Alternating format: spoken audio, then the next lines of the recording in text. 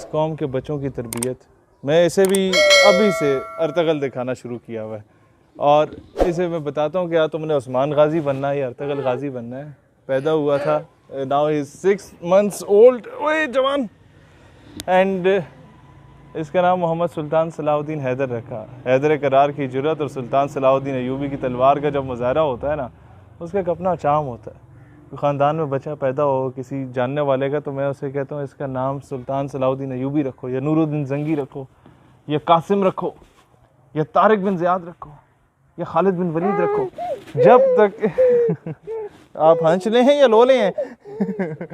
तो कहने का मकसद ये है कि मेरे बाप ने मुझे मुजाहिद बनाया, वो मुजाहिद था, वो अफवाज पाकिस्तान में रहे, छोटे बेटे को फ़ौज में भेजा, पूरे ख़ानदान फ़ौज में। अगर मैं सिविलियन हूँ तो मैं अपनी फील्ड में रहकर इस कौम को डिफेंड कर रहा हूँ, तो मैं चाहता हूँ कि ये जवान भी फ़ौज में जाए, मुजाहिद बने, पाकिस्तान का दिफा करे। मैं अभी से इसे उर्तगल दिखाना चाह रहा हूँ, दिखा रहा हूँ। हाँ, हम लोग, मैं बेगम और ये इकट्ठे बैठ के देख रहे हैं। पाकिस्तानी कौम भी उर्तगल देख रही है, वो मैं कहता जनाब मोदी साहब, तुसी जंग दी गल कर रहे हो, ख्याल रखियो कौम अर्तगल वेख रही है, कौम और ये ਤੁਹਾਡੀ वो जो इस्तेमाल शुदा अदाकाराएँ हैं ना, वो नहीं देख रही।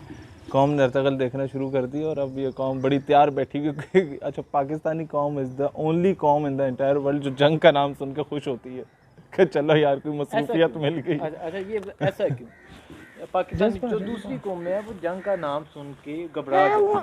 हाँ, पाकिस्तानी कौम आपने कहा जंग का नाम सुन के खुश होती है, इसकी वजह क्या है? इसकी वजह यह है कि ये गाजी, ये तेरे पुरस्कार बंदे जिन्हें तूने बख्शा है ज़ोके खुदाई, दो नीम इनकी ठोकर से सहरा व दरिया सिमट कर पहाड़ इनकी हैबत से राई, दो आलम से करती है बेगाना दिल को क्यों, अजब चीज़ है लज्जत आशनाई, शहादत है मतलूब व मकसूद मोमिन, न माले गनीमत न किश्वर कुशाई। ठीक है, ये मामला है, ये जज्बा शहादत। एक नारे तकबीर लगता है ना, ये कौम का सिपाही 20,000 के पीछे शहादत नहीं देता, नारे तकबीर और अल्लाह हू की सदा जो SSG वाले लगा रहे होते हैं उसके पीछे शहादत देते हैं। ये नारा किस कौम के पास है? नहीं है। यही चीज़ है जो हमारे जवान को वहाँ भेजती है बॉर्डर पे और वो शहीद होता है, जो वो लड़ता है आखिरी, वो उसका बाप उसे कहता है कि जनाब हाँ बेटे की लाश आई है, तो वो साहिब अवान साहब ने कहा लेफ्टिनेंट फैज़ सुल्तान शहीद के बारे में, अपने बेटे के बारे में, शहीद हुआ है, अच्छा रोको उधर ही, सीने पे गोली लगी है, पीठ पे लगी है, सीने पे लगी है सर, ले आओ। ये जज्बा होता है इस कौम का। अच्छा शहीद भाई, आपके वालिद आर्मी अफसर, आपको आपने कहा आपका एक भाई आर्मी में, ठीक, आप कह रहे हैं कि मैंने इसको तैयार करना है। हाँ, इसकी वजह क्या है? ये जो जज्बा है ये किस तरह जज्बा आता है? सर ये तरबियत में होती है। मेरी वालदा है, वो एक फ़ौजी की बेटी है, एक फ़ौजी की बीवी है, एक फ़ौजी की बहन है और एक फ़ौजी की माँ है। तो हमारा तो पूरे ख़ानदान इस तरह है अल्हम्दुलिल्लाह।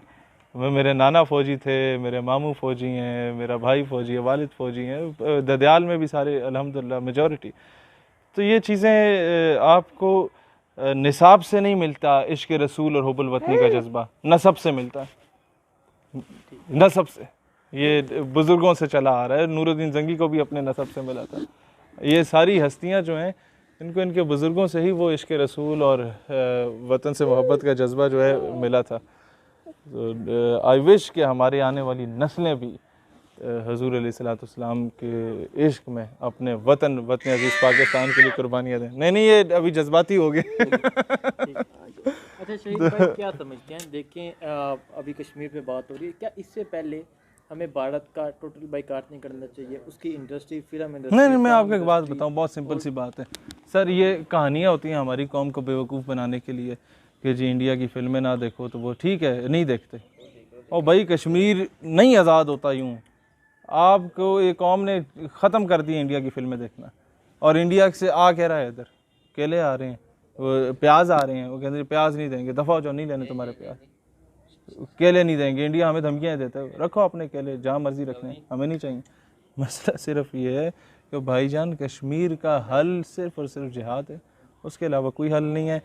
पहले भी आपको मैंने बात की थी, मैं दोबारा ये बात कह रहा हूँ, अगले 2 साल में अगर कश्मीर के लिए हमने जिहाद ना किया तो कश्मीर आज़ाद कभी भी नहीं होगा, क्योंकि अमेरिका अभी अफ़गानिस्तान में, अमेरिका वापस जा रहा है।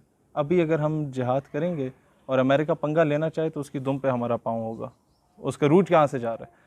लेकिन 2 साल बाद अगर अमेरिका दफ़ा हो गया ना यहाँ से, फिर वो हमें धमकियाँ देगा, हमें तंग करेगा। अभी तो हम लोगों के पास है ना उनके सारे अड्डों की सारी डिटेल्स हैं।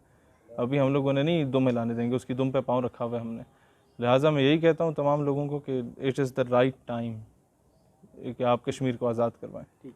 अभी कल की वीडियो है कि बॉर्डर पे हालात काफ़ी कशीदा हैं, गोलाबारी हो रही है, पाक आर्मी करी। लेकिन पाक आर्मी पे बात करूँ, पाक आर्मी के खिलाफ लोग बोलते हैं, हमारे पाकिस्तानी बोलते हैं।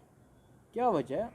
वो आर्मी जो डेली की यार ये जो 2-4 सियासतदान है ना, ये जो कहते हैं खलाई मखलूक, ये खलाई मखलूक उस वक्त बॉर्डर पे शहादतें दे रही होती है जब ये अपनी बेगमात के साथ सुकून की नींद सो रहे होते हैं। पॉलिसी से इख्तलाफ मुझे भी है मुशर्रफ की, लेकिन इसका मतलब ये नहीं है कि आप वो जो जवान बेचारा शहादतें दे रहा है वो जो, लेकिन मसला सिर्फ ये है कि उन पॉलिसीज़ को आड़ बना के आप उन सिपाहियों, उन लेफ्टिनेंटों कप्तानों को बेचारों को तनकीद का निशाना बनाएं जो बेचारे वहाँ से सियाचिन से अभी गोली खा के आ रहे होते हैं, और जैसी ठीक होते हैं CMH से तो फिर वॉलंटियर करते हैं, सर अभी हमें ज़रा LOC भेज दें।